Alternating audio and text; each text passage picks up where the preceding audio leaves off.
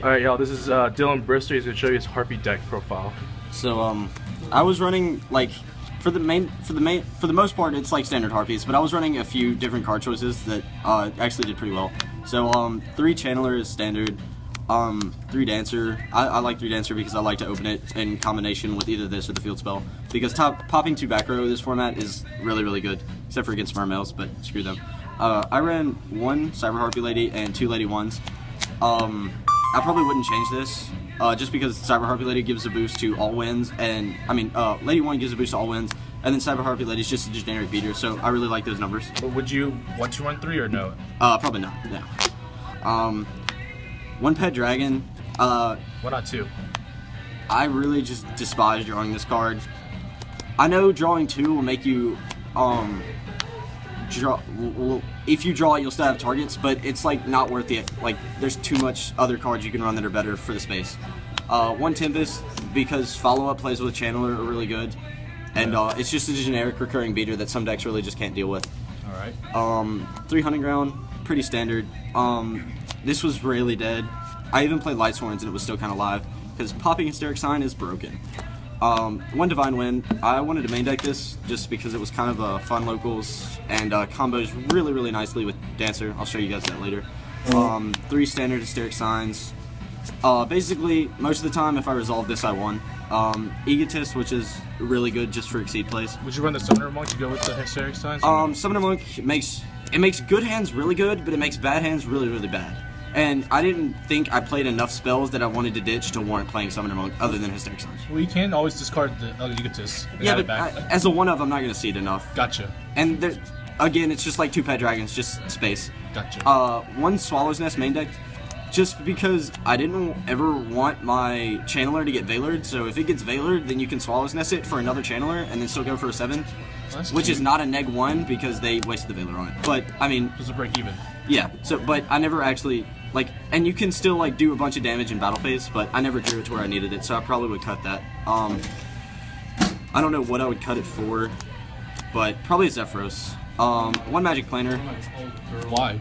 I ran it because Hysteric Party is a card that sits on the field after you overlay, and I ran 3 Fiendish Chains, so it was really good in combination with those cards, because if there was a card I just didn't want to attack, but I really didn't care about negating its effect, I could flip the Fiendish Chain, just let it sit there, and then, Planner the Fiendish Chain away and draw 2 and then just get over the monster, which is really, really good. I heard a rumor that you only run it because you pulled 1. Well, yeah, but YOLO. I ran Book of Moon because it's probably... It's a staple. It's a staple, but it's probably my favorite card this format. Just good. Dark Hole. I really was kind of iffy about main decking this, but... a lot of people are dropping it. A lot of people... I dropped it for like 2 weeks in a row, but I decided just to run it, because field presence is really important in this deck. Yeah, it's locals. It's locals, yeah. 3 Party because this card is ridiculous. Like, if you're playing less than 3, you're not playing the deck right. I'm sorry. Return. It's pretty much return for them. Yeah. 2 Icarus. Why not 3? 1, you don't like to tribute your Harpies that much. This is just, like, one of the best just general disruption 1-for-1 cards, and technically it's a 2-for-2, but, you know, simplification. Yeah. One of the best 1-for-1 cards in the game, just because... Like, if you don't want your opponent to know what you're playing, you can set this, and if they set back row, you can just Icarus. And I've Icarus my Hysteric Sign so many times just to get rid of 1 card, and then plus, and resolving Hysteric Sign wins games. 3 Fiendish Chains, because effect stoppage is very, very, very important, and it also stops attacks, keeps your monsters alive so you can exceed, and good with Planner. 2D Prisons over 2 Mirror Force, just because I wanted simple spot removal, not mass removal. Had I not main deck Dark Hole, these probably would have been Mirror Forces. 1 Blackhorn, because it's probably one of the best trap cards of the format. The best trap card of the format, in my opinion, Solemn Warning. It's always the best trap card. I mean, the only reason I get salty is when this card gets MST'd. 1 Bottomless, because it's really good against a lot of decks. And Torrential, because same Compulse? thing. Compulse is really, like, mediocre this format. I don't want Fire Fist to reuse their effects. I don't, like, it's good against Exceeds, but Exceeds are, like, Mermails, like, don't exceed. There's an Archfiend player there. He doesn't exceed that much. Like, Compulse is just generally not amazing against a lot of matchups. So, I decided to cut it for the Blackhorn, which I didn't regret at all. Gotcha. For the extra deck, I ran Dracosac because it's busted. Why not 2? Didn't have to, and there's no space. You really are only ever going to make 1 in a game. Generally, if you make more than 1 rank 7, you've probably won the game already. Gotcha. Or you're really going to lose really bad. 1 big eye, because it's funny. Broken. And 1 Master Blades, because this card is actually really, really good this format, especially against like Fire Fist. Like, everybody's decriting Leo, and this is basically a 7-star version of Leo, although they can... It's just not as good, but, I mean, it's still a pretty good card. 2 Chidori. 2 is all you need. This got veilered a lot more than I liked, Peter, but, it's still really good for bouncing stuff. Oh, wait, one quick thing. If you had 2 Draco Stacks, would you have played 2 Draco Stacks over the Master Blades? Yes. Okay. Yes. I probably would have played 2 Drake Stacks after the Master Blades. 2 Zerofin. This card is amazing. Oh my god, it's so good. First. Fire Fist, you get all your boost. How about I take the boost away and then get bigger? Noble Knights. Noble Knights. Screw you guys. Oh god, it's so good. 1 Phantasmal Dragon that I should have went into in my round 3 match, but I still won anyway. Okay. What does it do? Explain to people. Okay, while it has Exceeds Materials, it can be targeted for an attack or by card effects, and it can attack your opponent directly. So basically, if they don't have Dark Hole Torrential or Mirror Force, it's free 6k damage. And it takes 3 Harpies, I think, or 3 Wing Beasts. I don't know. Oh, cool. I can't. Harpies make it, whatever. Gotcha.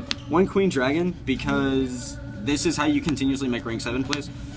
Or if you draw Pet Dragon, you can ditch it, and then if you don't have Tempest, you can just Queen Dragon and gen back your Pet Dragon and make plays with the Channeler. Gotcha. And 22 is kind of big. 1 level of Chain to send Tempest, or, you know, Sign? If you're in a really bad situation. Well, Sign doesn't get effect triggered when it's sent from deck, but if you're in a really bad situation, you can top deck a good monster. Diamond Direwolf, because it's really good. Abyss Dweller, because it is busted. Maestro, because it's generally a good card. And Cowboy, and there's Heradic Ruler. Not a Heradic Ruler, but there was a Heradic player there, so Roach is pretty good.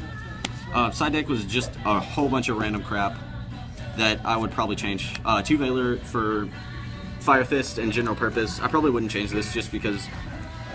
I wouldn't main deck it though, because I'm main decking the chains, but Veiler's really good. 2 Max E's. Really lackluster today, honestly. Oh, by the way, I saw a guy main deck 3 Veiler and 3 Phoenix Chain. What do you think about that? I'm gonna let him do him, but I'm not about that much effect negation. I would rather have cards that are live in my hand for me to make response plays rather than trying to deal with what they've got on the board. Mr. YOLO over here. It's just my playstyle, honestly. Swag. 3 MSDs, which I never sided in. Don't judge the mismatching sleeves, by the way. 3 MSDs, I never sided in. I probably would take it out of the side deck, honestly. At least 1. Just because the field spell puts in enough work. Like, even if they respond to the summon, you're still going to pop a back row. This is only good against Fire Fist when they activate Tinky, honestly. What about against Spheres? You have dual for yeah, that, I guess? I mean, I guess I probably wouldn't side this in against Mermails just because Sphere's not that big of an issue where I would take out cards that are better in my main deck against Mermails for this. 1 Trapstone and 2 7 tools because... These are for Spheres. Yeah, if I would probably side these in against Mermails just because they do play random traps and the Sphere, it stops the Sphere, which is kind of cool. Yeah. Or this, just because it makes them to where they can't activate spell cards and it just sits on the field because swag. 1 Huge Revolution is over. Against what? There was an X-Saber player there, and I sided this against him. And Exoton Knight is a card, and against rank 4 spam decks, I would side this in and watch them cry when I activated it. 2 Overwork for Fire Fist, and 2 Mind Crush for general purpose things to side deck a lot. What would you change in your side deck if you could? Side deck, I would take out this card because it was dead a lot. And it's a 1-of, so I would probably drop this for... Ooh, probably DD Crow. I would probably drop these 2 for DD Crow. Gotcha. DD Crow's really good. Against what? Archfiends. How? Oh, you're gonna Archfiends Warrior Harris. How about I banish it? Chain other second Archers 4. Well, that would make me salty, but...